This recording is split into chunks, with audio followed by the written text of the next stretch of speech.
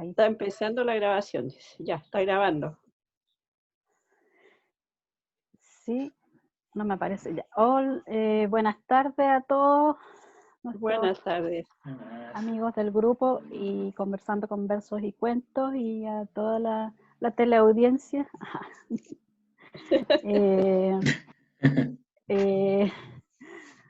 Estamos comenzando la reunión de este día y hoy día nos va a exponer un tema tan interesante como la semana pasada nos puso Bruni con Pedro de Males.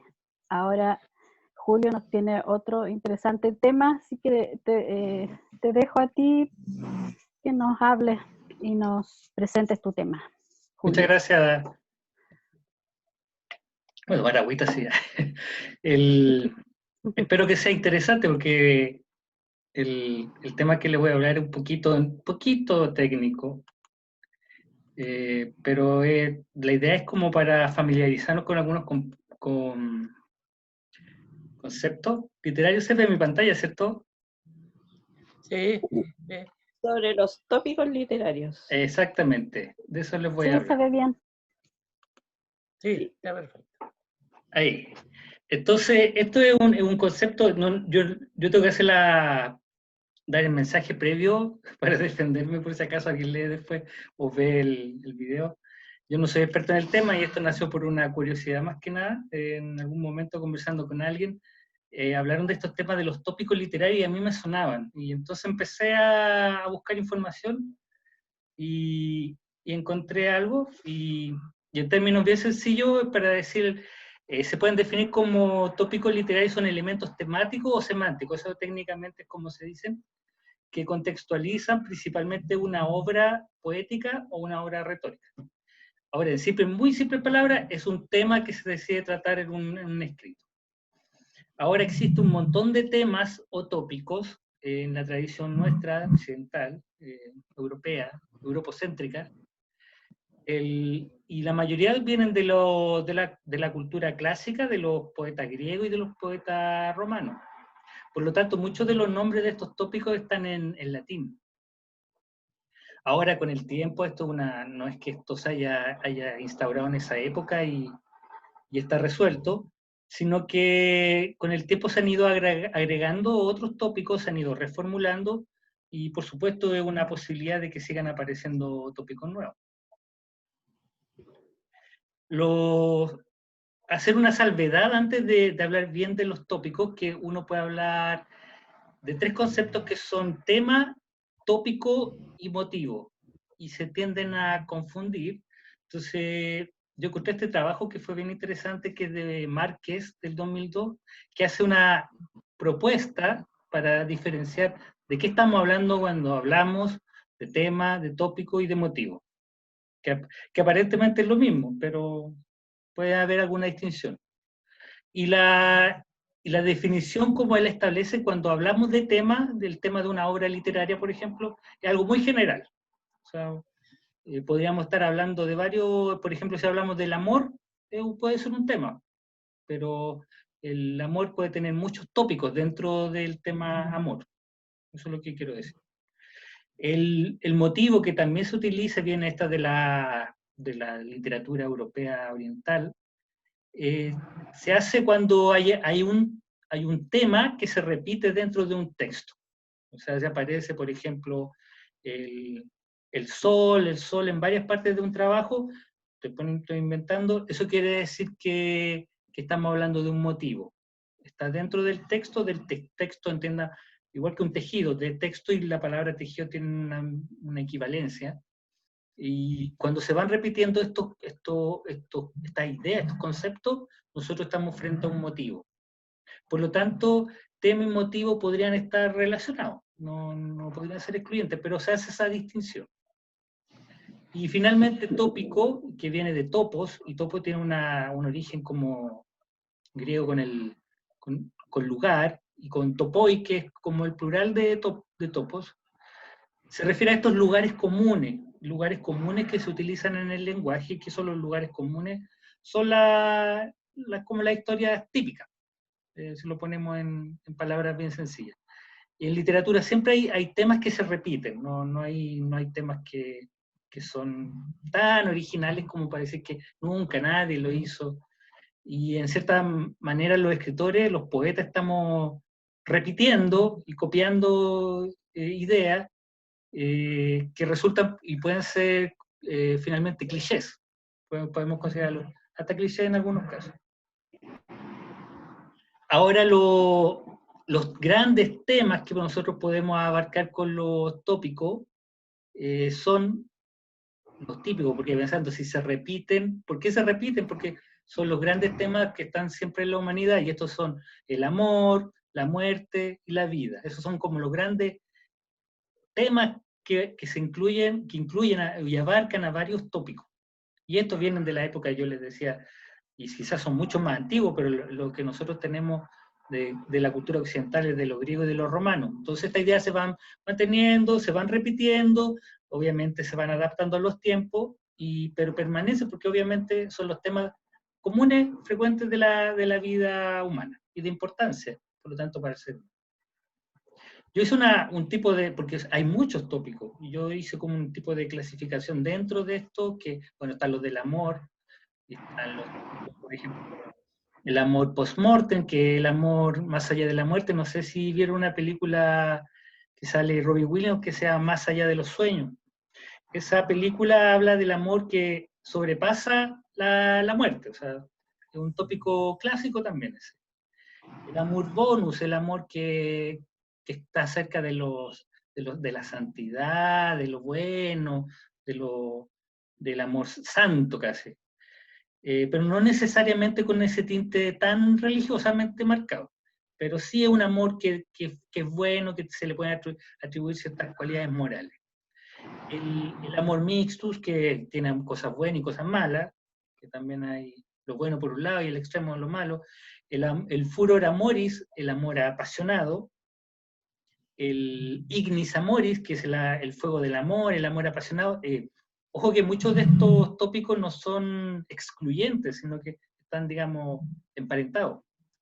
El militia species amores, cuando el amor se ve como una lucha. A ver si me acuerdo alguna. No sé si ustedes vieron una película de Sandra Bullock, es la jefa de un detector que es súper famoso también. Ella es canadiense en la película y tiene una relación pero pésima con este empleado, pero este empleado le llegan a un acuerdo y se van a casar. Entonces toda la película pasan peleando, pero al final de cuentas se enamoran. O sea, es como el típico, el amor es un tipo de lucha, es una competencia entre los dos miembros de la pareja. El amor, el religio moris, que es el culto al amor, esto ya sí es algo ya más casi religioso. Y el venato moris como el amor, como una casa, que se veía mucho también, el amor, el amante que va detrás de la amada y la persigue y la trata de conquistar. Eso como para decirle lo más conocido. Y para detenernos en algunos, está por ejemplo, el amor post-mortem que yo le hablaba, y le hablaba de más allá de los sueños. Se refiere al carácter eterno del amor, es un sentimiento que perdura más allá de la muerte física. Y aquí nosotros nos podemos acercar a la historia, por ejemplo, de la Divina Comedia. No sé si la han leído o la conocen. La Divina Comedia, los personajes es Dante Alighieri, es un trabajo lírico epopeico, podríamos decir, clásico de lo italiano, que podríamos decir que es una de las obras cumbre, y Dante Alighieri en esa obra del Renacimiento. Bueno, él participa como un personaje, él es el autor y el personaje, y se encuentra con su amada eterna, que es Beatriz, que murió. Y en la vida diaria, en la vida real, Beatriz existió.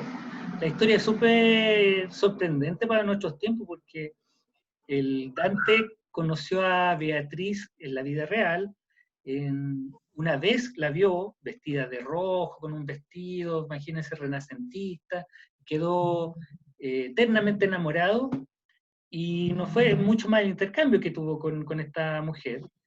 Y posteriormente esta Beatriz murió y él quedó muy mal. O sea, nosotros estamos hablando de un encuentro que fue prácticamente visual y no hubo casi intercambio, no estoy seguro, porque como esto es lo que cuentan, prácticamente no habría habido intercambio verbal, nada, quedó tan prendado y después sabe que se muere y prácticamente le vino una, por decirlo así de forma coloquial, una depresión y sufrió mucho.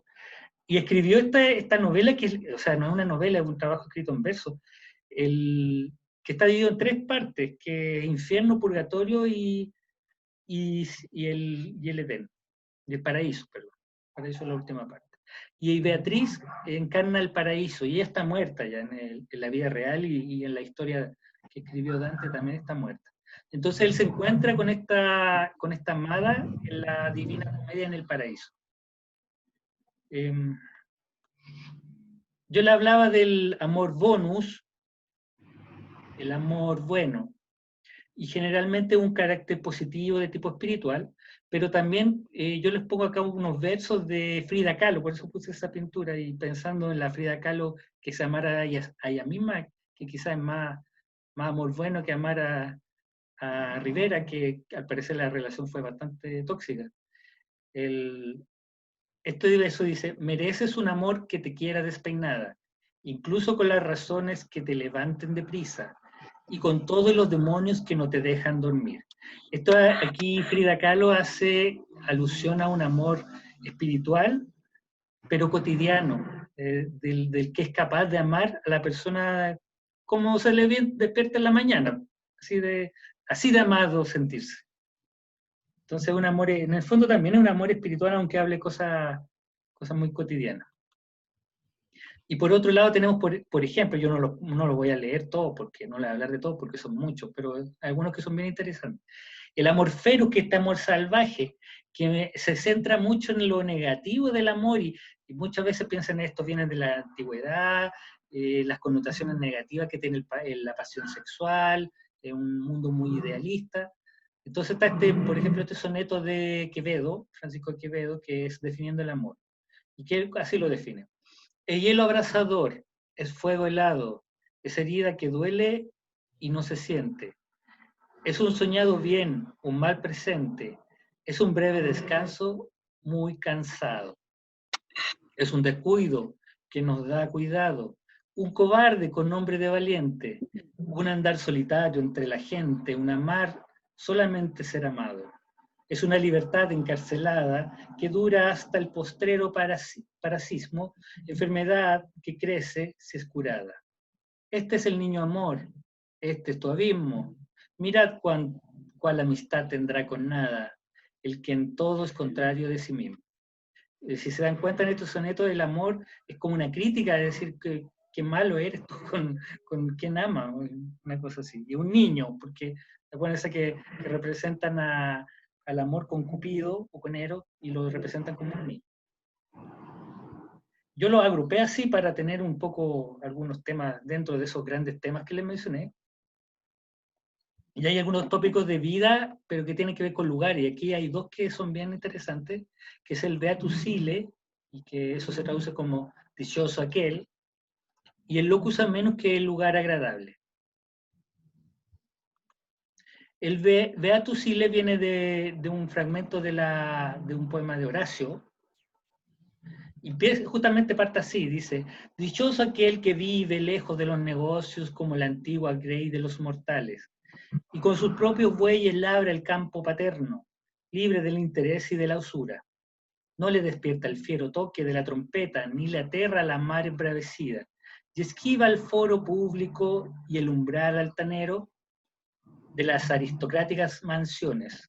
Enlaza sabiamente los elevados álamos con el pujante brote de las vides, o en el apartado valle vigila los rebaños de las reses que mugen y campea. Bueno, sigue un poco más, de hecho esto es un fragmento, pero por él está haciendo una añoranza de un lugar ideal, y de un lugar y una situación ideal, de la vida ideal de alguien. Dichoso aquel.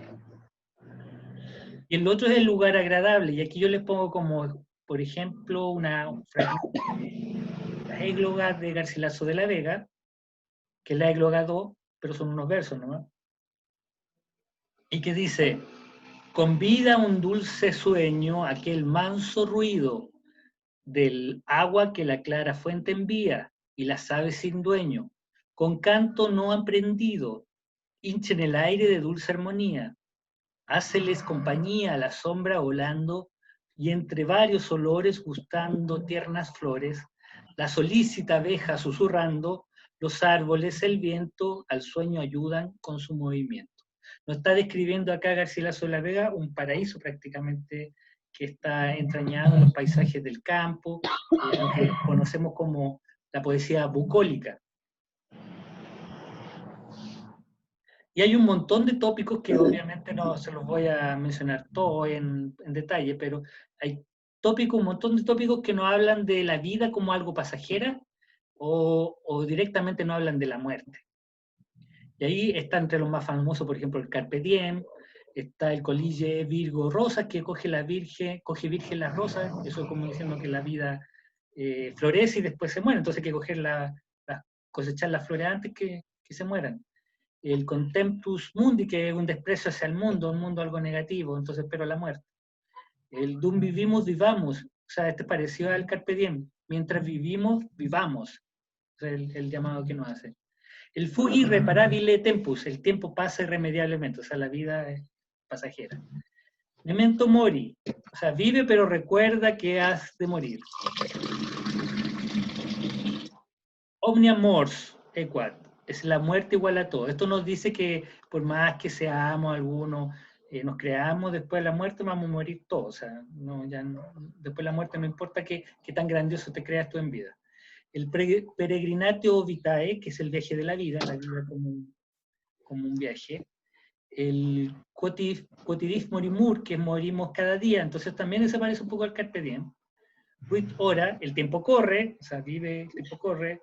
Sic transit gloria mundi, así pasa la gloria mundana, también nos hace un reproche de creernos en las maravillas de la vida. Ubi sunt, este es uno de los famosos también, de los más famosos, que no se traduce como ¿dónde están? Y hace alusión por ejemplo, ¿dónde está la gente famosa, los que vivieron, un poeta, un escritor? ¿Dónde están ahora? El vanitas vanitatis, la vanidad de vanidades, la vida son solo vanidades. Vita flumen, la vida como un río. Vita somnium, la vida como un sueño. Que voy a hablar de algunos de estos. Por ejemplo, el más famoso es el Carpe Diem. Carpe Diem se traduce como aprovecha el día. Y hay un poema de Walt Whitman que es famoso, y si alguien vio esta película, La Sociedad de los Poetas Muertos, es bien interesante, la pueden ver, no es tan difícil de acceder a ella. Carpe Diem, esto es una traducción por si acaso, no sé qué, vamos a perder un poco el poema en inglés. Pero dice así: no dejes que termine sin haber crecido un poco, sin haber sido un poco más feliz, sin haber alimentado tus sueños. No te dejes vencer por el desaliento. No permitas que nadie te quite el derecho de expresarte, que es casi un deber. No abandones tus ansias de hacer de tu vida algo extraordinario. No dejes de creer que las palabras, la risa y la poesía sí pueden cambiar el mundo. Somos seres humanos llenos de pasión. La vida es desierto y también es oasis. Nos derriba, nos lastima, nos convierte en protagonistas de nuestra propia historia. Pero no dejes nunca de soñar, porque solo a través de sus sueños puede ser libre el hombre. No caigas en el peor error, el silencio. La mayoría vive en un silencio espantoso. No te resignes. No traiciones tus creencias. Todos necesitamos aceptación, pero no podemos remar en contra de nosotros mismos. Eso transforma la vida en un infierno. Disfruta el pánico que provoca tener la vida por delante. Vívela intensamente, sin mediocridades. Piensa que en ti está el futuro y en enfrentar tu tarea con orgullo, impulso y sin miedo. Aprende de quienes pueden enseñarte.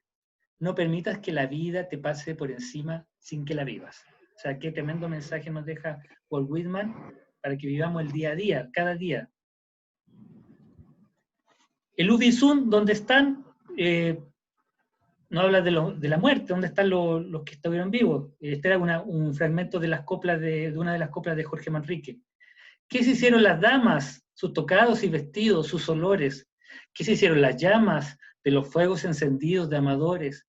¿Qué se hizo aquel trobar, las músicas acordadas que tañían? ¿Qué se hizo aquel danzar, aquellas ropas chapadas que traían? O sea, ¿dónde están? Vanitas vanitatis, vanidad de vanidades. Esta es una de las coplas, la quinta también de Jorge Manrique. O sea, son las famosas coplas de la muerte de su padre. Este mundo es el camino para el otro que es morada sin pesar. Más cumple tener buen tino para andar esta jornada sin errar. Partimos cuando nacemos, andamos mientras vivimos y llegamos al tiempo que fenecemos. Acuérdense que fenecer es morir en castellano antiguo. Así que cuando morimos, descansamos. O sea, la vida es una vanidad que la muerte lo hace ver. Hay varios tópicos también que tienen que ver con la vida en sí, en general, distintas formas de ver la vida, pero como más terrible o como un teatro. Y aquí está, por ejemplo, Militia Vita Homini Super Terra, que es la vida de los hombres sobre la tierra, es una lucha, la vida como una lucha. Comodo Fabula Sic Vita, que la vida es, así como en el teatro es la vida, eso significa literalmente. El Teatrum Mundi, que es el teatro del mundo, la Vita Militia, la vida como una lucha, y la Vita Theatrum, la vida como teatro. O sea, hay varias que se solapan, son parecidas. Y aquí, como no nombrar a Calderón de la Barca, el gran teatro del mundo, le podría haber leído también La vida de sueño, pero en estos versos nos dice: ya sé que sin parar ser el hombre elección tuviera, ninguno el papel quisiera del sentir y padecer. Todos quisieran hacer el demandar y regir, sin mirar, sin advertir que en acto tan singular aquello es representar, aunque piense que es vivir. O sea, la vida es un teatro. Estamos representando nuestros papeles. Y hay otros tópicos que yo dejé para el final que son bien diferentes, pero lo que tienden a ser más característicos de personajes o de situaciones. Y aquí está, por ejemplo, el Descriptio Puella, que es la descripción típica de la joven, que empieza con sus ojos así, con sus mejillas, con su cuello, su cuerpo. Esa descripción así, hasta en ese orden, es un tópico súper clásico. El Descriptio Puella. El Homo Viator, el hombre que es viajero, también es un tópico clásico. Homo homini lupus, el hombre es el hombre lobo del hombre, o sea, el hombre actúa como un lobo del hombre. Esta hay una película ¿cómo que se llama DiCaprio? Que se llama El Lobo de Wall Street, que un poco habla de esta idea. El ludibrium oculorum, el engaño de los ojos. El oculus sicaris, los ojos homicidas. Recusatio, que el rechazo, rechazar, esto no estoy de acuerdo, ese tópico también, la situación es así, yo me opongo porque no estoy de acuerdo y lo presento, eso es un recusatio. Somnium imago mortis, el sueño imagen de la muerte, y varium et mutabiles semper femine, que uno podría decir ahora que incluso es machista, porque siempre dice, la variable significa variable, inmutable, siempre es la mujer. El típico personaje de la mujer que es cambiante, como la Salomé, por ejemplo, de la Biblia. Y les voy a hablar de algunos de estos, el ludibrium oculorum, el engaño de los ojos, y quise ponerle un fragmento de un poema de Rainer Maria Rilke. Este tópico nos habla un poco de esta visión del mundo como algo engañoso, y que nosotros lo podemos encontrar en el mito de la caverna también. Eso es un poco lo que se explica. Esta es una parte de la primera elegía. Obviamente está traducida porque esto escribí en alemán. Lamentablemente no sabemos alemán ni yo, así que ni siquiera para leerlo, así como, por eso les digo. ¿Quién, si yo gritara, me escucharía entre las órdenes angélicas? Y aun si de repente algún ángel me apretara contra su corazón, me suprimiría su existencia más fuerte, pues la belleza no es nada, sino el principio de lo terrible, lo que somos apenas capaces de soportar, lo que solo admiramos porque serenamente desdeña destrozarnos. Todo ángel es terrible. Este es un fragmento que nos dice que esto que bello que vemos en el fondo son nuestros engaños de lo que nuestros ojos permiten ver. El oculo sicari, ojos homicida, aquí les cito, generalmente lo asocian incluso a cosas románticas, a pesar de que uno pudiera pensar que no es así. Es En cárcel de metal o atrevimiento de Francisco de Quevedo. Dice, la pólvora se alzó con la victoria de ya los reyes son y los tiranos ya matan más los ojos que las manos, los ojos matan más que las manos, y con ser cuántas vidas goza el suelo, merced del fuego, corazón del cielo, después que a su pesar el bronce habita, muchas más vidas que nos da, nos quita. Aparece aquí una alusión directa a los ojos asesinos. Mata al ojo, matan más que las manos, o sea, las miradas pueden matar más que un puñal, por decirlo de otra forma. El hombre, Homo homini lupus, el hombre que es un logo para el hombre. Este es un fragmento de un poema de Francisco Redondo, creo que es un poeta español. Hasta la loba más fiera o la leona salvaje, con ternura su prole considera, y a proteger su linaje se apresura, solo la humana ralea. Suma en famélico llanto y esclaviza lo que su sangre procrea, que hasta bajo sacro manto sodomiza. O sea, el hombre es una bestia para el propio hombre. Y vamos a terminar con esto, el Homo viator, el hombre viajero. A mí este es el tópico que más me gusta de todo. Y no todos los viajes son externos como uno podría pensar, porque podría uno relacionarse, por ejemplo, con el viaje de Frodo, el Señor de los Anillos, de Bilbo, el Hobbit, también podría ser el viaje del Quijote.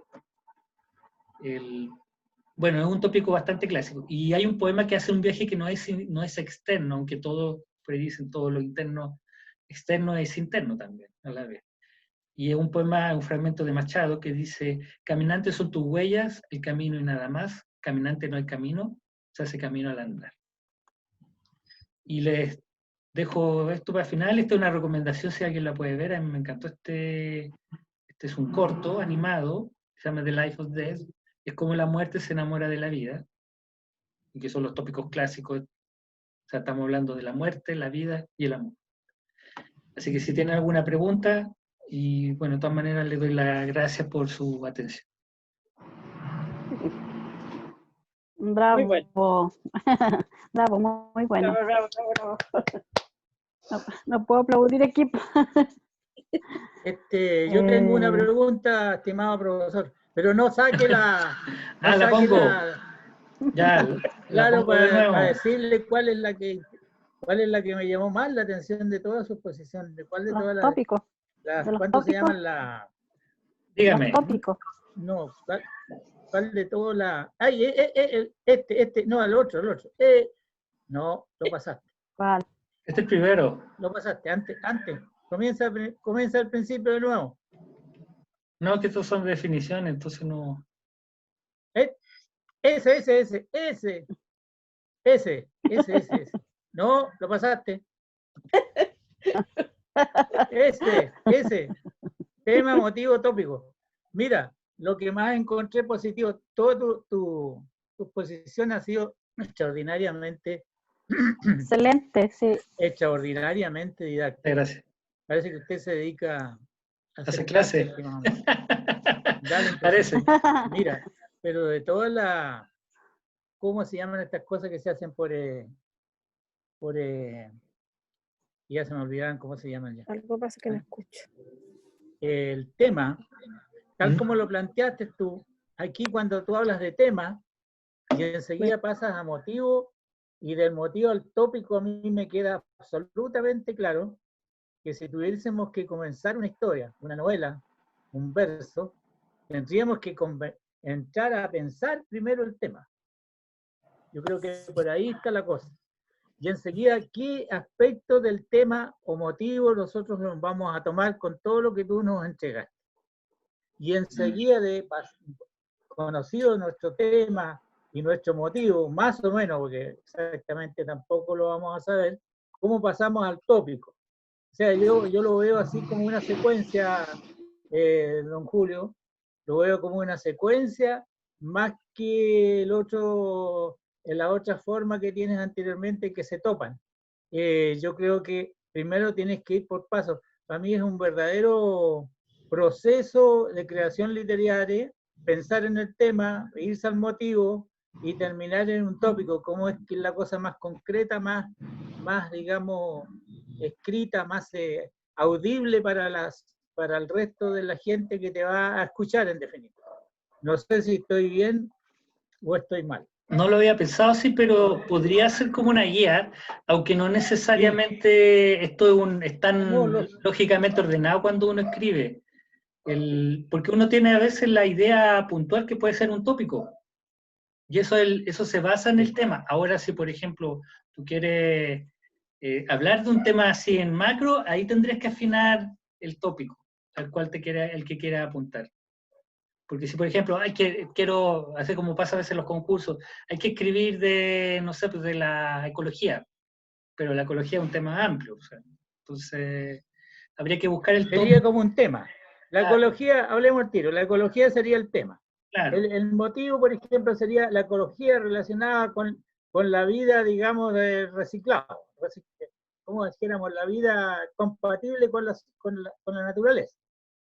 Y el tópico sería ese tema relacionado ya con qué podemos hacer como sociedad o como persona, como momento histórico, para, digamos, favorecer, bueno, eso es lo visto desde el punto de vista del tópico. Ya. A lo mejor todavía está muy general porque el tópico también es como es un lugar común, un mapa se llama topos, bien, es algo bien específico, o sea, podría ser que tú enfocara, a lo mejor me voy a poner aquí aprovechando la misma diapositiva, si quieres ponerte sí, claro, como el lugar que, ojalá en el lugar que yo quisiera estar, que es el paraíso a lo mejor, y lo estamos destruyendo, a lo mejor estaría usando pues ve a tu Chile, o si estuviera recordando a lo mejor cómo era antes, la naturaleza y cómo está, a lo mejor estaba hablando del loco ameno, el lugar agradable que no es ahora.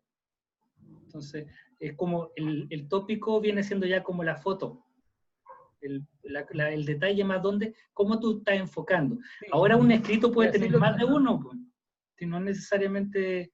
lógico. Lo mismo que pasa con los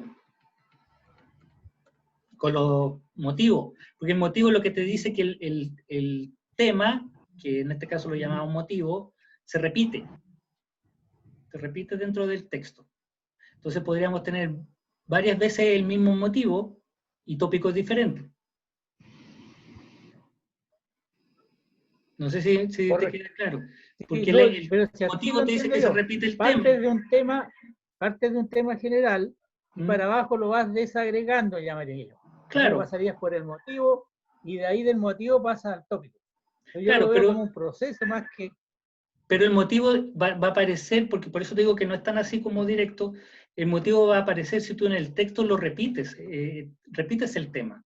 Porque si tú cambias de un tema a otro, ya no hay motivo. No, lógico que ahí aparece otro tema, otro motivo. Ahí tú ni siquiera puede que no tenga un motivo, tienes tópicos a lo mejor no. No, a mí me interesó mucho esta parte de la exposición. Me pareció muy, muy clara para escribir cuentos, poemas y novelas. Bueno, esa es la idea, como hacer un aporte para nuestras propias escrituras. La conclusión que saco un poco de todo esto es que uno no inventa nada al final de cuentas en literatura. Los temas ya están, son antiguos, y lo que uno hace a veces proponer otra forma de mostrarlo, ¿no? Ya están instalados en el mundo ya. en el mundo cultural, aunque nosotros no la sepamos, Claro, claro, no porque la son, conozcamos. son universales, son temas universales. Sí. No sé si quieres hacer una pregunta, ¿la saco nomás o no? Julio, Te escucho, Vero. ¿aló? No sé si me escucho. Te escucho. Sí, no, es interesante el tema, me dejó así como pensando muchas cosas, porque es como bien amplio y bien, no del tópico, como decía que, claro, puede ser un tema o puede ser, o sea, es como algo, una referencia, algo que se repite en el escrito. Si los Algo así. escritores somos repetidores, ¿Bien? al final de cuentas, repetimos historias, repetimos Sí, estos pues, lugares comunes. De distintas formas, pero lo repetimos. pero como dices tú, puede ir variando. Sí, Puede ir variando dentro de un mismo texto, como del el lugar o ¿cómo se llama? Un sentimiento, no sé, cualquier cosa que va variando dentro del mismo tema, pero van habiendo más de uno, como dices tú, claro que igual depende de la más de un longitud tópico. del trabajo que hagas, porque si tú escribes unos poquitos versos, un poemita corto, digo poemita no en forma despectiva, obviamente, sino por Claro, la cantidad de ahí, versos. A lo mejor con un tópico ya está listo, o sea, tu puro tópico y listo. Pero a lo mejor si estás escribiendo un trabajo más largo, por ejemplo, un trabajo narrativo, a lo mejor, que podría ser escrito en verso o en prosa, tipo, ahí tú puedes usar un montón, no, no necesariamente uno. sí. Yo cuando volví aquí a la poesía, ni siquiera sabía mucho, o sea, de qué era lo que realmente uno escribía. O sea, claro, escribía un poema, pero de repente me decían, no, pero es prosa poética. Me decían, es esto otro. Entonces iba como conociendo recién mi poesía o los escritos que uno hacía, pues de repente decían, vamos a hacer algo de relatos. Y decía, oh, pero si yo he escrito relatos, pero yo no sabía. O después, o fábula, o esto. Y claro, cuando uno estaba en el colegio, por ejemplo, también escribimos muchos cuentos, nos hacían hacer cuentos y composiciones que se llamaban, a veces era una composición diaria. Entonces todo eso tenía una estructura y tenía algo que uno no sabía, pero decía, bueno, ahora puedo decir, sí, escribía esto, esto, otro, pero qué bonito ir reconociendo las formas de lo que uno escribe también. O sea, saber de que no sé, porque hemos hecho cosas también estructuradas sin darnos cuenta. Sí, lo que pasa es que uno a veces escribe nomás, pues, y son los teóricos, los estudiosos que empiezan a buscar estas semejanzas, estos patrones. Profundizar, sí. Claro. Y lo otro que ¿No? tanto que Y uno lee mismo uno, también puede ir aprendiendo, o sea, aprendiendo también un poco, bueno, con los talleres hemos aprendido varias cosas y también a profundizar y también a repasar cosas, porque también uno tiene que repasar de repente las reglas, no sé, por ortografía, por ejemplo. Así pues vamos aprendiendo todos los días un y poco lo más. otro, y lo otro que tanto leer, queramos o no, de hecho nosotros estamos aprendiendo de los demás.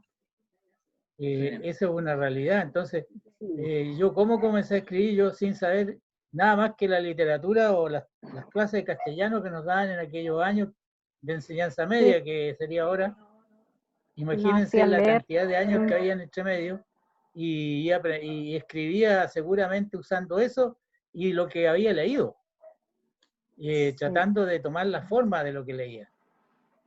Yo pienso que esa también es una muy buena manera de aprender leyendo. Es otra forma, digamos, de aprender.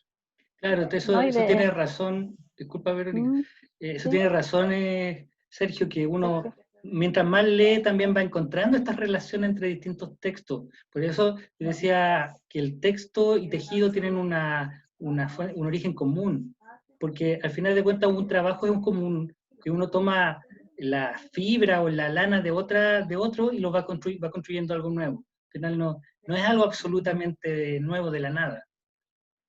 Sí. Y además uno absorbe muchas cosas, entonces después el cerebro trabaja y nos trae ideas Claro, y cosas. el inconsciente ahí uno no sabe, pues desde la conciencia no sabe lo que ha pasado. Todo lo que absorbe, Sí. las imágenes, las palabras, todo se mezcla y algo sale de ahí, salen muchas cosas. Y lo otro que antiguamente me acordé, porque por ejemplo mi papá que estudió en el IMBA, en Santiago, le enseñaban latín, y antiguamente se enseñaba el latín, y Claro. qué bonito, porque a mí me encanta, porque mi papá igual cuando chica siempre me decía de las palabras, pues me decía la palabra tanto, mira, por ejemplo, no sé, una palabra que empezara con poli, por ejemplo, me decía, no, poli es Polígamo. un conjunto de ciudades, no sé, y me iba descomponiendo la palabra en latín. Entonces a mí me gustó y aprendí algunas palabras y bueno, ahora con internet uno las puede buscar y salen qué significan. Pero antes se enseñaba en los colegios, entonces dije qué bonito hubiera sido que se hubiera continuado con el latín porque es la base del idioma al final. Así es. Eso, me gustaron las palabras. Fíjate que yo tengo la misma opinión de Verónica. Yo pienso que el problema está, Verónica, que cuando tú tomas el volumen de conocimiento que se necesita hoy día y te das cuenta tú en qué lado meto el latín, siendo Sí, pues. yo pienso que es la base de todos los idiomas que nosotros conocemos. Y si fuera poco, hay conceptos enteros que pasan al inglés, que no tienen nada que ver con el latín, y pasan al alemán, No te que no tienen creas. nada que ver con el latín. No te creas que el latín también tiene origen en algunas palabras No, del inglés. pasan términos enteros con el nombre en latín, pasan a formar parte de su idioma. Entonces claro. uno pensaría que no tendrían ninguna relación, pero la tienen.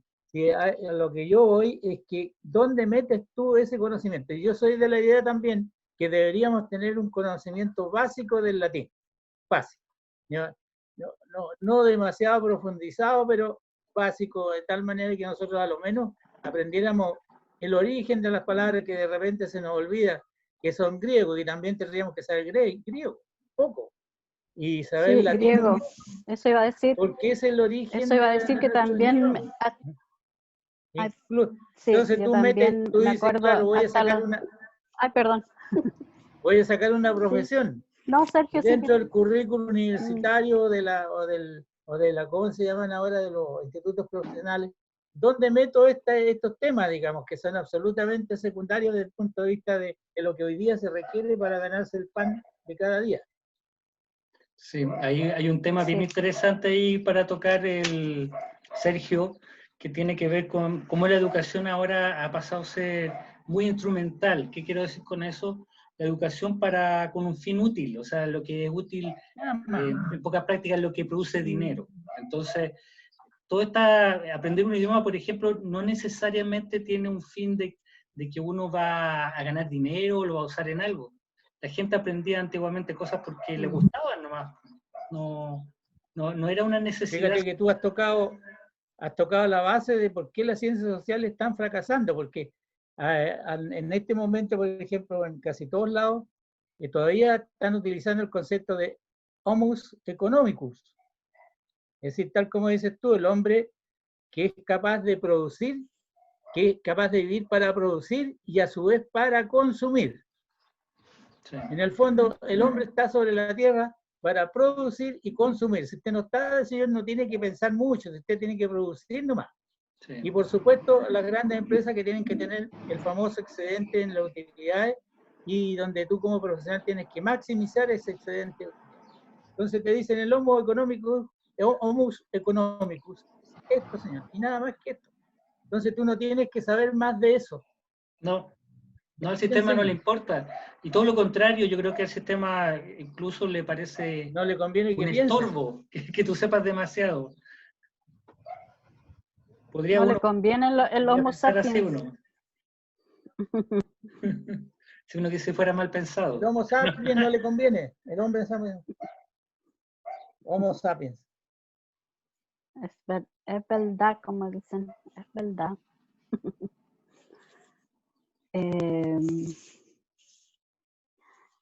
No, yo iba a decir que, como dijo Sergio, de los griegos también, porque todavía me acuerdo del alfabeto griego. Yo me lo aprendí cuando chica por aprendérmelo, porque al final nadie me lo pidió Claro. y me sirvió más que para saber cuando alguno alguno de los conceptos era una palabra. El pi se ocupaba en matemáticas, no. Pero alfa, No, omega, los nombres de tú repente. Permíteme que hacías si caligrafía, yo hacía estamos- caligrafía. Me refiero con Oye. caligrafía, escribía las letras yo, tenía cuadernos para aprenderme las letras griegas. También lo hice. Sí, Y lo sí, hice. también yo las tenía escritas y con el nombre abajo, entonces Sí. todavía me acuerdo. Y permíteme una cosa, antes que se me olvide, que a eso tenemos que Ya. agregarle también el origen de nuestras propias idiomas, que se llaman nuestros propios criollismos. Pues. Tenemos que aprender mapuche y aprender aymara y aprender quechua, porque Sí. también hay palabras quechua en nuestra y no tenemos por qué tener miedo, porque los quechuas estuvieron con nosotros hasta muy avanzado en nuestra formación nativa, y todavía quedan muchas palabras, el atacameño, etcétera, etcétera. Sí. Si nosotros nos metemos en el lenguaje, tendríamos que saber esas cosas, por lo menos saberlas, que nuestro idioma no es puro castellano, que tiene muchos otros términos de nuestros nativos que vivieron antes que nosotros. Los dueños de nuestras tierras acá. Los dueños. Sí, Mari, lamentablemente tenemos poco. Con Bueno, y Puché, esto ahora es súper atingente a lo que está ocurriendo. Mary, me decía la Emilia. Mary, produce la R como una gringa. Mary, sí. Mary.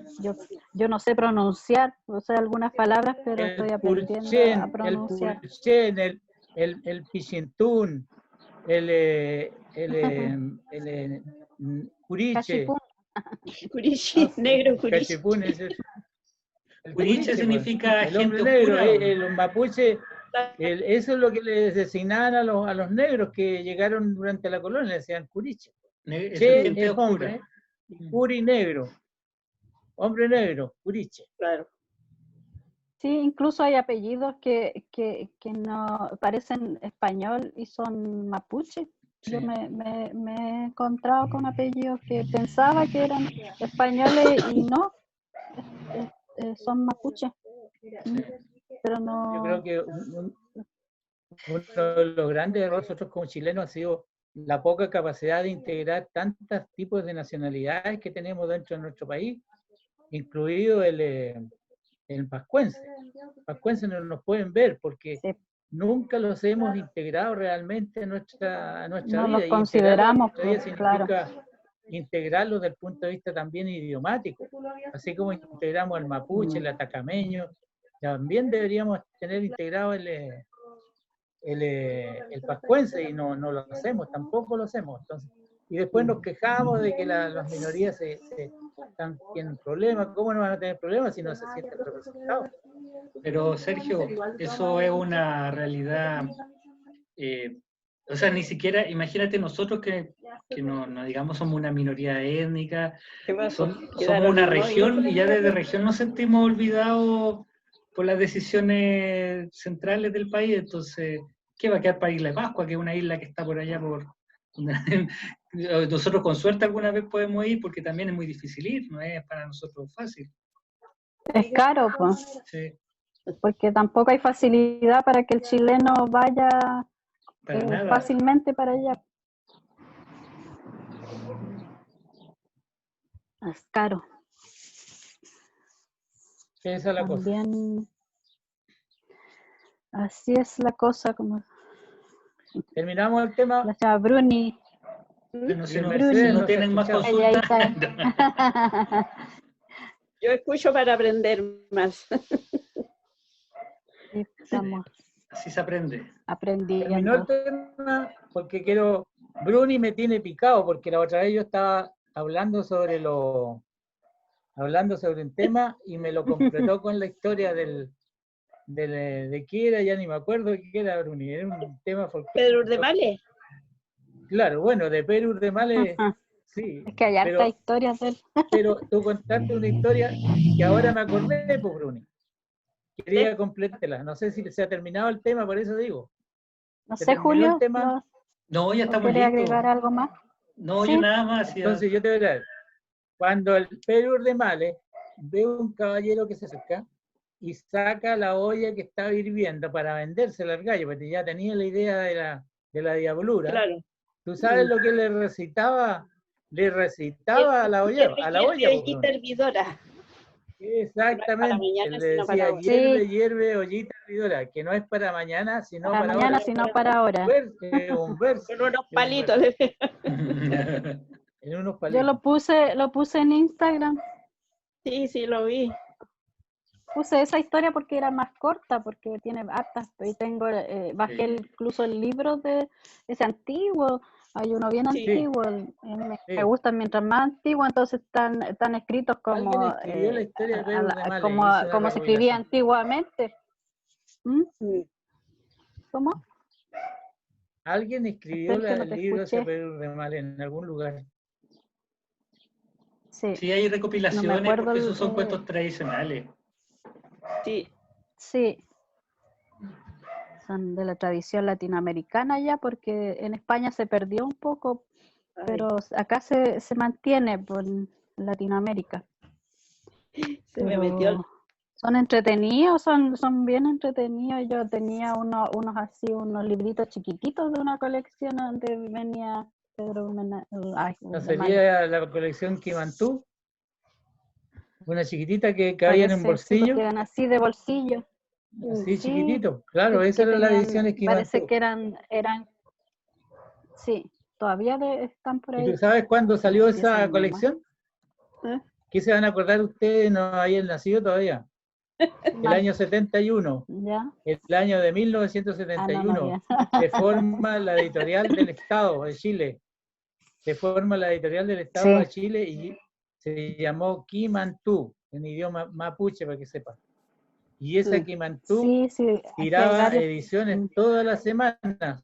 Y al final yo creo que tiraba más de una a la semana porque eran decenas de miles de Muy libros buena. chicos que te cabían en el bolsillo y que la gente iba leyendo en las micros. Claro. Iba leyendo sentado esperando que lo atendieran en un asunto de dentista y la persona estaba leyendo. Todo el mundo leía y leía, miles y miles y miles. No, y Decenas de clásicos de muy España, buenos españoles y clásicos. chilenos. Y Esa es una experiencia universales que jamás, como ingleses. Bien. y claro, por supuesto, y esa es una experiencia maravillosa que si algún día tenemos un gobierno parecido hay que replicar, pero ahora ya a nivel de internet y de todo. Necesitamos nosotros que la gente lea mucho. La gente lee muy poco. Ahora no, la gente no lee casi.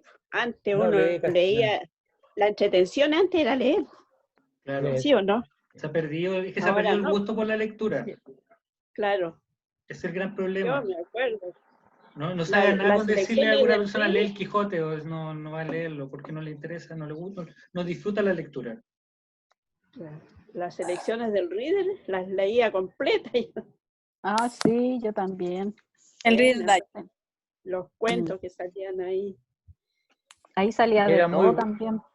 mira, el Reader Digest era un libro que se editaba en inglés, en alemán, en tutti quanti, y en español.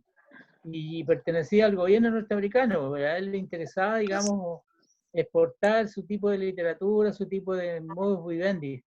Pero entre medio venía muy buen material, muy buen material. Yo todavía me acuerdo. Sí, de todo. Era bien. Porque, Julio, hacían algo que no se debe hacer, pero es la única manera, que hacían resúmenes de libros, por ejemplo. No debería hacerse, pero te hacían un resumen. Tú en 10 hojas te leías el libro, digamos, te sabías de qué se trataba y con algún detalle. Entre no leerlo Pero nunca, y nunca poder comprarlo, porque esa es la otra historia. Porque también hay libros que si tú no los compras, no los vas a leer, no los vas a encontrar ni en las bibliotecas. Antes, y Si antes los era encuentras peor. en la biblioteca, los vas a encontrar en 10 años más cuando ya no existan. Entonces, Oye, antes era peor eso. entre no Ahora es más encontrar accesible. nada, entre no leer nada y leer un resumen, yo prefiero leer el resumen. Claro. Y que me perdone el autor. no, yo prefiero leerlo completo, pero cuando releo un libro, leo a veces como un resumen para acordarme, pero cuando no me acuerdo bien, ahí sí, tengo que, hay que leerlo completo. Oye, a mí me pasa que eso con los resúmenes, igual que con las películas de repente, o con los libros que uno fotocopia, que no son prácticas que son defendidas por todo un tema de derecho de autor y todo, es que a veces los que compran libros pirateados o más bien fotocopian, generalmente no van a comprar el libro. Entonces no es que haya una pérdida real de, por lo menos esa es la impresión que tengo yo. Y a los que nos gusta a lo mejor leer algo y leemos el resumen, podemos quedar enganchados a lo mejor y vamos a leer el libro también. Ah, claro. No es tan Es lo mismo mala. cuando uno ve una película, pues. Te ves una película y te gustó la película y buscas el libro. Es típico. Típico. Hay gente que no se iba a soñar de leer el libro Lo que el viento se llevó, en mis tiempos. O leer Harry Potter. Y sin embargo hay gente que lo ha leído. O El Padrino, que también es un libro excelente. Después de ver las películas se entusiasmaron con el libro. Claro que para terminar ese mamocheto. El viento que se lleva, Mercedes, pero el viento ¿cómo más estás? largo. ¿Cómo estás, Mercedes? La guerra y la paz. Ya cerré. ¿Cómo está vuestra Ya, bueno. Mercedes? Ahora tenemos a Mercedes toda para nosotros. Toda para nosotros. Ahora le toca a ella. Ahora le toca a Pregúntale si toca a la era Mercedes. así, ¿cómo llega y asumes? Escuché lo que pude, pero me gustó mucho lo que presentó Julio, bien completo, y te iba a preguntar si lo podías mandar, porque yo lo agrandé aquí en la pantalla para poderlo leer, pero no me voy a acordarte todo, obviamente. Sí, Lo encontré muy bueno. de hecho lo voy a hacer ahora mientras. Sí, y Sí. ¿qué más? No puedo escuchar bien porque me hablaban una y otra cosa. Yo saqué algunos pantallazos, me robé algunos pantallazos. No, se los mando como PDF. Sí, bien bueno.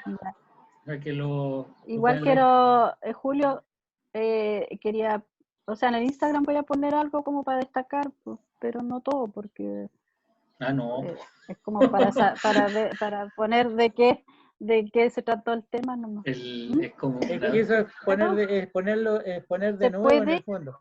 No, si es mejor que se Sí. mande, lo lea Mercedes, lo leas y haga las consultas en la otra reunión. Si no está Julio, de alguna manera, los profesores que tuvimos te podemos guiar en la vida. ¿Cómo estás? Claro. No era tan complicado en todo caso, pero No.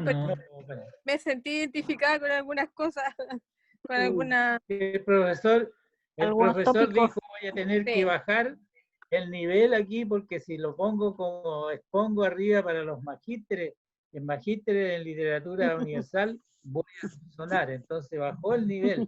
Lo bajó a nivel de Pedro Urremales. Lo puso en palabras sencillas. Ustedes saben que el arte de la pedagogía consiste justamente en simplificar lo que es complicado. Claro. O sea, entendible. Sí, pues.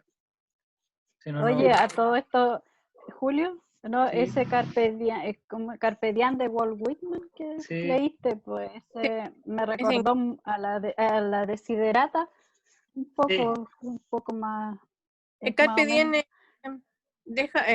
aprovecha el día, ¿no? Deja mucha enseñanza. La Sociedad de los Poetas Muertos, la vi 5 veces. Sí, yo también vi la película. Los que no la han visto, yo también les sugiero que la vean, porque Bueno, hay gente que no le gusta, pero igual es motivante desde el punto de vista de la poesía. Sí. No, Bueno, yo es de en las esa películas que película, uno quiere repetirse. Es de las No, si yo la películas he que uno visto quiere como 3 repetirse. veces y no soy bueno para ver películas Sí. repetidas. Julio, Sí. yo vi esa película una vez y después ¿Mm? me tocó, con los años, me tocó, digamos, tener que explicársela a una estudiante de pedagogía, que se la dieron, digamos, como tarea y no cachaba ni una cuestión. Y yo tampoco cachaba mucho, pero entre dos cachamos, igual no. Pero en el sentido de comprensión, pues ya se Explique van bien a porque ir a no otros se puede lugares, a confundir otros uno. Sí, lugares. se Mira, puede la verdad es que malinterpretar. yo me centré, cuando vi esa película me centré más bien en el conflicto que tenía Carpe Diem, el motivo, digamos, Pero el yo lo encontré, leitmotiv de la película, con la situación que ellos pasaban en una situación, me da la impresión que estábamos en la Inglaterra victoriana, con una cosa muy conservadora, como todo era una especie de catalogar, de ordenar, de disponer cómo nos comportamos, incluso cómo pensábamos. Entonces yo lo vi como una cosa, con un conflicto muy ahí a muerte entre el leitmotiv de la película y el momento histórico que la misma película se daba, digamos. Mira, Entonces, pero ahí usaste lo que de los motivos, Sergio. sí, pues, El sí, leitmotiv, pues. el No, ahí motivo. está todo usado. Sí, Ahí lo está todo maravilloso usado. película, lo maravilloso de esa película es cómo el profesor logró que cada uno se encontrara y supiera qué es lo que quería para sí o cómo desarrollar su propia personalidad. Mm. ¿Se acuerdan del más chiquito, el que era tímido, que no se atrevía ni a Sí. Se hablar? congelaron. Cómo le sacó su personalidad y pudo, que al final lo demostró cuando se para arriba del banco y para despedirse del profesor, se paró nomás. O Pero capitán, yo Ya lo lo habían capitán. echado. Qué bueno ese Y ya lo poema. O estaban echando capitán, también. capitán. capitán, O capitán, sí, capitán. Pero Está si ya haciendo lo una estaban alusión echando al sí, a pobre. él como el capitán de ese barco que era ese curso. Pero si ya estaba echando el profesor, porque el profesor, de acuerdo a los términos de hoy día, sería un profesor conflictivo, sería un profesor que le enseña a los niños típico. a rebelarse. No, acuerdo cuando sacaba al Entonces, patio y le hacía caminar y decir su nombre y cómo caminaban y cómo era la forma que tenían. Entonces, la forma de caminar dice mucho de una persona. Entonces él les decía, no, adelante, no mirando al suelo y caminando como, ¿te acuerdas cuando les remedaba y todo? Yo esa película la encontré genial y yo también aprendí con ella. La vi 5 veces, no es menor. No deja Pero de es, ser ese tema de bien actual, o sea, en la vida, en la final es la vida que te hacen para que tú la vivas de cierta forma, que se enfrenta a la vida que tú realmente quieres vivir. Y ahí está el dilema. Vivo como todos claro. quieren que viva, hacer lo que hay que hacer, trabajar lo que hay que trabajar, comprar la casa, tener hijos y después trabajar y Claro, morirse. Pues, o me claro, niego y hago lo que yo quiero hacer. claro. Y No, ahora sí, esta sociedad es difícil porque ahora como todo se mide en plata, lo que no da dinero como que no tiene mucha justificación. no, es que todo es producción, pues somos como sí, números que hay que producir para las empresas y todo. ¿entiendes? Somos el homus economicus. Somos homo economicus. Somos hombres que estamos destinados exclusivamente a producir y consumir. Somos económicos en ese concepto de economía chata. Sí. Yo ahí me rebelo Y contra eso. Como que que me encasillen en una sola dimensión. Imagínate, si tú traduces eso, ¿quién es el ecónomo, la ecónoma? La persona que administra las cosas en la casa. O sea, ¿cómo es que administra las cosas en la casa? Te dice todo lo que tienes que hacer. O sea, eso es lo que ocurre en la práctica. La economía, los economistas nos dicen qué es lo que tenemos que hacer, que esto no se puede hacer, o sea, porque no hay dinero, pero el economista toma las Es que decisiones no da importantes en estos dinero. momentos. Esto no se puede hacer porque no da dinero, Julio, no da O dinero. porque es mucho No gasto. es que no se pueda hacer. Hoy Es día mucho la bueno, gasto. tecnología, y por eso se sacrifica la salud de las personas, la vida de las todo, personas, en pos del dinero, o sea, no importa. Yo creo que el remedio para el cáncer ya está hace rato, pero no conviene que se sepa porque ahí ya se acaban las quimios, se acaban los medicamentos caros, se acaban los tratamientos, se acaba todo. Yo Sí, po. pienso que eso está en remedio, pero no lo han dado a conocer porque no les conviene. La industria farmacéutica, no, solamente, o sea, es para producir dinero nomás. Pero a la salud de las personas no les interesa en lo Ahí hay absoluto. un tema interesante de cómo hemos ido Sí. patologizando la vida y claro, yo creo que ahí es un tema, no sé si está la cura ya, pero porque además el cáncer no es un cáncer, hay distintos tipos de cáncer. Pero sí, yo creo que hay un negocio entre medio que tiene que ver con la industria farmacéutica. Eso es claro. Las economías mundiales, sí. Además que el problema es que los beneficios son para unos pocos, pero los demás se sacrifican, o sea, no sacrifican para los beneficios de ellos. En cambio, si fueran los beneficios para todos, o para nosotros también, el sacrificio valdría un poco la pena. Pero no Pero es es que si así. ustedes escuchan los discursos de los economistas y de los políticos, la mayoría del tema de la pobreza no existía. O sea, cuando encontramos a Mañalich, que yo no sé si creerle, pero decía que yo no tenía idea No le de que creo. había esta pobreza. O sea, no le interesa. No creo que no supiera. Mire, No, usted, Yo- lo que yo les voy a contar, yo no es soy que no ingeniero sepan, no les comercial, importa. escuchen, Claro. yo soy ingeniero comercial que estudió economía hasta que ¿En la me Católica? encontraron que era muy peligroso en el tiempo hasta que me echaron para el golpe de la universidad. Yo estaba terminando economía. Y cuando me reincorporaron después con el famoso régimen de la transición democrática, tuve que entrar y tuve 2 horas para decidir un currículum que me metieron ahí en ese momento. Yo aproveché harto de aprender la nueva visión que tienen los ingenieros comerciales. Esto lo hice yo a fines de los años 90, a principios de los años 90. En una clase, y muéranse con lo que les voy a contar, yo le pregunté al profesor, ¿en qué momento aparecen los pobres? Y él me contestó de esta manera, escuchen, son doctores, ¿eh? Son doctores que han ido a la Universidad de Los Ángeles, a la UCLA. UCLA se llama Universidad de California. Sí. A la Universidad de Chicago. Etcétera, etcétera. En la Chile casi todos van para allá.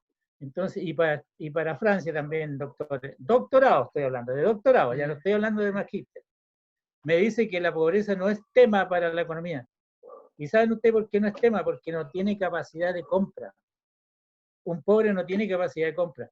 ¿Qué me vienen a decir de Mañalich? Mañalich no podía conocer la pobreza porque nunca ellos han bajado a pasearse a La Pintana, ni a pasearse a Pudahuel, ni a nada. Eso iba a decir yo. Entonces, No conocen ¿qué el me problema. vienen a hablar de eso? Más encima en las universidades los forman de tal manera que la pobreza no es tema, para que ustedes sepan. Lo enseñan No. ahí y cara de palo no te lo dicen. Porque si los pobres no compran, ¿para qué sirven? Y Si si yo tú quiero te que me fijas, compren hueás para ganar plata. la- Mercedes Sandoval pasa un pobre por delante de su negocio. No se va a meter nunca a su negocio. Se Nunca. meten. No, Sí, se bueno, meten. a robar. No. Yo estoy hablando del pobre que no tiene capacidad de compra. Claro. No, pero igual bueno, hay No va a gente que se... pasar. Entonces, no es tema para la economía. Así de simple, don Julio. sí, Tremendo. tiene razón, y si usted fija, los enfoques de la economía están enfocados en apoyar a los grandes empresarios. O sea, el economista no está pensando en la economía de desarrollo social o esta visión que tenía, por ejemplo, Manfred Magneff, que la economía a escala humana. No están pensando en eso, no están pensando en desarrollar las comunidades, están pensando en desarrollar a las empresas. Y esa es la visión que ahora yo creo que está cambiando, incluso entre los economistas, porque si no se van a quedar desfasados.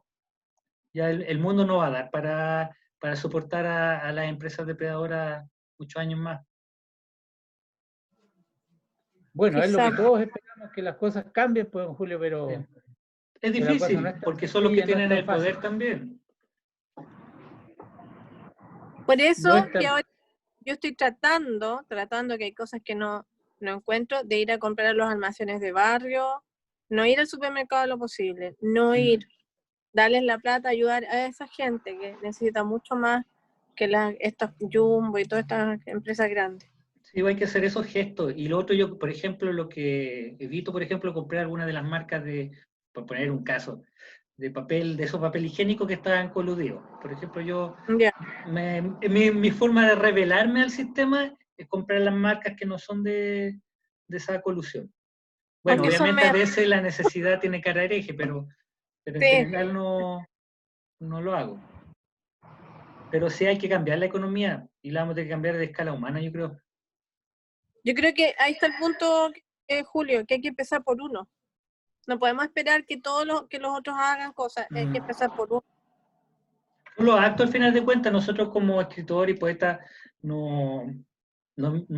hipnotizamos con las palabras y pensamos que todo se arregla desde las palabras, pero si las palabras son solo palabras, pasa lo mismo que con la política, o sea, al final pierden sentido, porque ya escuchamos, Claro. el Estado está el país está bien, hemos hecho todo lo que se ha podido, y tú ves en la práctica que no es así, entonces ¿de qué están hablando cuando hablan de eso? Están usando las palabras para vender, entre comillas, vulgarmente, la pomada. O la pescada, parece que Sí, también. así es. No, la pomada, sí está bien. Oye, ¿van a leer? ¿Tienen algo para leer? A todo Mira, esto. yo tengo Sí. preparado para la próxima reunión, Verónica. Si quiere, ¿quién está para la Sí, próxima reunión? eso iba a preguntar si Mercedes quiere hacer Ah, sí, exposición de un Mercedes. tema la otra semana o le damos el pase a Sergio y lo haces después. Es que mi Mercedes. problema es, vieron, yo estoy, a ver, ustedes más o menos captan que estoy Sí, terminando este exacto. negocio. Entonces, y estoy trabajando solo. Entonces, si la reunión empieza a las 4, yo no puedo. Po. ¿Cómo voy a estar exponiendo Sí. y, señorita, esto cuánto vale acá? Llévenme, llevo esta cuestión, no puedo. Pero lo que pasa es que te No, queda pero puedes poco. poner al final, pues. Sí, yo Es creo que que. no pero puede si- pasarse a las 5:30 la reunión, dijo el jefe, pues. Porque Ah, ellos a las 6 tienen un nuevo... No, sí le conté a Mercedes porque desde la biblioteca nos pidieron no, sí sé. cambiar, o sea, Claro, yo, pero, o sea, si quieres hablar de algún tema, por ejemplo, lo puedes hacer desde las 5 en adelante. a las 5 sí pero, preciso, pero no, pero ahora pude cerrar a las 5 no, porque dejé una clienta que sí. compró acá y cerramos nomás. Y O después ella se o te dejo para después, para el final. Yo creo que es mejor eso, por si Porque acaso. sí, Mira, yo supongo porque que falta. ¿Mm? ya Perdón. debieran sacar la grabación para que no salga lo que están conversando. verdad. No sé, pues esto es parte de. Sí. Bueno, Ya. ¿No? sí, yo creo No, sí era para quedar de acuerdo, pero no, entonces para la próxima que sea Sergio, pues, y ya que tiene más, se ha preparado algo, Sergio, Sí, tengo algo. ¿sí? Para que Sí, le demos tiempo a Mercedes, pues. es sobre ¿Ya? Oreste Plat. Oreste que Plat. después hablamos del tema, ¿no es cierto? Después hablamos del Sí, después hablamos del tema. o sea, demos por terminada la reunión y de ahí Ay, ahora que seguimos. Ya. se me- Nos despedimos. Ahora que ya está terminado. Nos vamos a Chao. despedir para la Sí. teleaudiencia, nuestros espectadores. Espera, Hasta escuchen el próximo jueves. la Bueno, próxima todo esto forma parte del grupo también, pues el en el discutir mismo qué Sí. tema y todo.